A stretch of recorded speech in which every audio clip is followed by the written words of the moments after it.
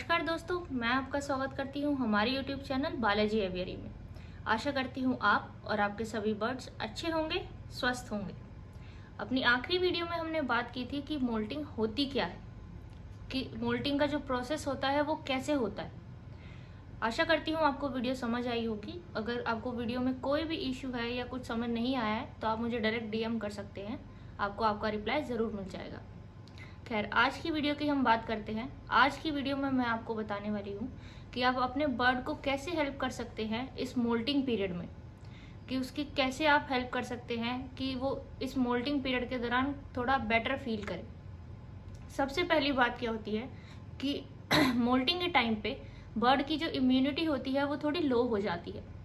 तो आपको उस चीज़ का सबसे पहले ध्यान रखना है, क्योंकि अगर इम्यूनिटी लो हो जाती है तो बर्ड इन्फेक्शन के कांटेक्ट में बहुत जल्दी आता है और जल्दी बीमार पड़ने के चांसेस रहते हैं। तो इससे बचने के लिए आप क्या कर सकते हैं, एटलीस्ट अपने केज को हफ्ते में 1 से 2 बार आप अच्छे से क्लीन करिए। सिर्फ ट्रे ही नहीं, पूरा केज क्लीन करिए। पूरा केज क्लीन करने के अंदर आपके पर्चीज आते हैं, या आपने कोई भी बर्ड के लिए अपने टॉयज हैंग कर रखे हैं उसकी करिकुलम एक्टिविटीज़ के लिए, तो उनको भी क्लीन करना होता है। जो केज की जाली है उसको बाहर से, अंदर से, या जिस चीज़ पे आपका बर्ड बॉटम पे बैठता है उस वाली जाली को, ये सब चीज़ें आपको क्लीन करनी होती है। इसे केज क्लीनिंग कहते हैं। और अगर उसे आपको और अच्छे से क्लीन करना है तो उसके लिए आप हफ्ते में 1 बार अपने बर्ड के केज को विनेगर को पानी में डाइल्यूट करके उससे भी साफ कर सकते हैं। जिससे कि क्या होगा कि जो जितने भी बैक्टीरिया आपके बर्ड के केज में होंगे या उसके पूप के थ्रू बैक्टीरिया जो पनप गया है, वो सारा बैक्टीरिया विनेगर के थ्रू मर जाएगा और आपका केज क्लीन हो जाएगा।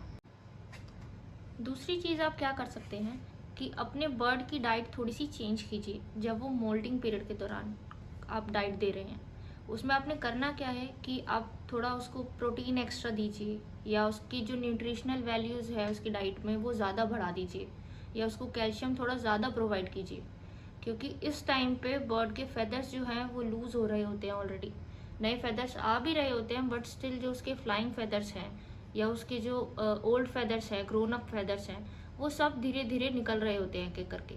तो बर्ड को वैसे ही थोड़ा सा लेस कॉन्फिडेंस फील होता है, क्योंकि वो फ्लाइट नहीं ले पाता। आप कभी नोट कीजिएगा, अगर आपका बर्ड मोल्टिंग पे है तो वो ज़्यादा लंबी फ्लाइट नहीं ले पाता। वो हर बार के दौरान 1/4 फ्लाइट लेगा और वो ज़मीन पे गिर जाएगा, या वो छोटी ही फ्लाइट लेगा जिससे कि वो गिरे ही ना। ऐसा इसलिए होता है क्योंकि जो उसके फ्लाइंग फेदर्स होते हैं वो इतना ग्रो हो जाते हैं कि उसका वेट बढ़ जाता है। और मोल्टिंग प्रोसेस के दौरान सबसे पहले जो फेदर्स निकलते हैं बड़े, तो वो उनके फ्लाइंग फेदर्स ही निकलते हैं। तो कोशिश कीजिए कि जो आप डाइट दे रहे हैं उसमें कैल्शियम, मल्टीविटामिन और प्रोटीन की मात्रा थोड़ी सी ज़्यादा रखिए, ताकि उसको हेल्प हो सके उसकी बॉडी को इम्प्रूव होने की। तीसरी चीज़ आप क्या कर सकते हैं कि जो आप अपने बर्ड को डाइट देते हैं उसमें आप हफ्ते में 2 से 3 बार एटलीस्ट आप अपने बर्ड को ग्रीन वेजीज दें। इट्स अप टू यू आप उसे ग्रीन वेजीज में क्या देना चाहते हैं, बट स्टिल ग्रीन वेजीज ज़रूर दें, क्योंकि ग्रीन वेजीज ही एक ऐसी चीज़ है जिसके अंदर मल्टीविटामिन, मल्टी मिनरल सब कुछ अवेलेबल है। और एक और बात यह है कि बर्ड ग्रीन वेजीज बहुत शौक से खाता है। नहीं तो आप दे के देखिएगा, अगर आप ग्रीन वेजीज देते हैं तो वेल एंड गुड, अगर नहीं देते हैं तो दे के देखिएगा, आपका बर्ड बहुत शौक से खाएगा। चौथी चीज़ आप क्या कर सकते हैं कि जैसा कि लास्ट वीडियो में मैंने आपको बताया था कि जब बर्ड मोल्टिंग पीरियड के दौरान होता है तो उसके अंदर से पिन फेदर्स निकल रहे होते हैं, जो कि काफ़ी इची प्रोग्रेस होता है, बर्ड को काफ़ी इचीनेस फील हो रही होती है। तो उससे बचाने के लिए आप अपने बर्ड के लिए क्या कर सकते हैं, एक शैलो डिश में पानी भर के रख सकते हैं, जिससे कि बर्ड उसमें खुद से नहा सके। ज़बरदस्ती कभी नहीं नहलाते बर्ड को, बट स्टिल अगर उसे इचीनेस फील हो रही होगी तो वो खुद ही नहा लेगा, क्योंकि जो शैलो डिश होती है वो काफ़ी फैली हुई होती है कि बर्ड उसके अंदर जा सके। या अगर आपको यही प्रोसेस करना है तो आप ये भी कर सकते हैं कि जो मिट्टी के कटोरे आते हैं, जैसे कि छत पे कबूतरों के लिए पानी रखने के लिए जो कटोरे आते हैं, आप उसमें भी पानी रख सकते हैं, क्योंकि अभी गर्मियाँ हैं, उसमें पानी ठंडा भी रहता है। इतना ज़्यादा ठंडा भी नहीं होता कि बर्ड को प्रॉब्लम आए, बट स्टिल इतना गर्म भी नहीं होता कि बर्ड को पसंद भी ना आए। तो आप उसमें भी पानी रख सकते हैं ताकि आपका बर्ड नहा सके। या इसके अलावा अगर आपके पास ऐसा अरेंजमेंट नहीं है कोई, या आपके बर्ड्स छोटे हैं लाइक बजीज हैं और उनका केज भी छोटा है, कि जिसके अंदर कोई बड़ा बर्तन नहीं आ सकता, तो आप उन्हें एक मिस्ट स्प्रे भी दे सकते हैं, बट स्टिल अगर आपका बर्ड कंफर्टेबल है तभी। हमें एक चीज़ सीखनी बहुत ज़रूरी है कि जब भी आप अपने बर्ड को बाथिंग करवाते हैं या मिस्ट स्प्रे देते हैं, तो उसको नहाने के तुरंत बाद कभी भी आपको उसको सनलाइट में नहीं रखना है। ऐसा क्यों? क्योंकि आप नहलाते तो उसको ठंडे पानी से हैं, बट स्टिल आप उसे सडनली धूप में रख देते हैं, जिस वजह से सर्द गर्म हो जाता है और बर्ड के बीमार होने के चांसेस बहुत ज़्यादा बढ़ जाते हैं। या तो आप ऐसा कीजिए कि आप अपने बर्ड को नहला के छाँव में ही थोड़ी देर रख दीजिए या बाथरूम में ही थोड़ी देर रख दीजिए, जिससे कि वो थोड़ा सा जब ड्राई हो जाए, उसका केज भी सूख जाए, वो भी थोड़ा सा सूख जाए, तब आप उसको सनलाइट के अंदर या फैन के अंदर लेकर आ सकते हैं। बट स्टिल नहाते ही तुरंत उसको सनलाइट में ना रखें, जिससे कि उसको सर्द गर्म ना हो और उसके बीमार होने के चांसेस आए ही ना।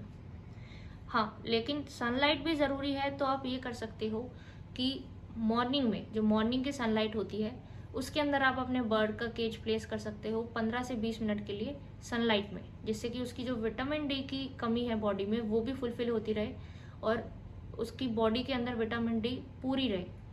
और ऐसा भी ना हो कि वो धूप में रखा रहे, कि मतलब सिर्फ 15 से 20 मिनट रखते हैं अगर आप पूरे दिन में, तो वो सफिशिएंट है, उसकी बॉडी के अंदर जो विटामिन डी की कमी है वो पूरी हो जाएगी। और एक चीज़ और, अगर आपका बर्ड मोल्टिंग पीरियड पे है या उसकी मोल्टिंग चल रही है, तो ट्राई कीजिए कि आप उसको ज़्यादा फ्लाई ना करवाएं, या अगर आप उसको कोई ट्रेनिंग देते हैं या उसके साथ खेलते हैं, तो कोशिश कीजिए वो थोड़ा सा कम कीजिए, उसको रेस्ट करने दीजिए, ताकि उसकी जो बॉडी है वो अपने आप को रिकवर कर सके।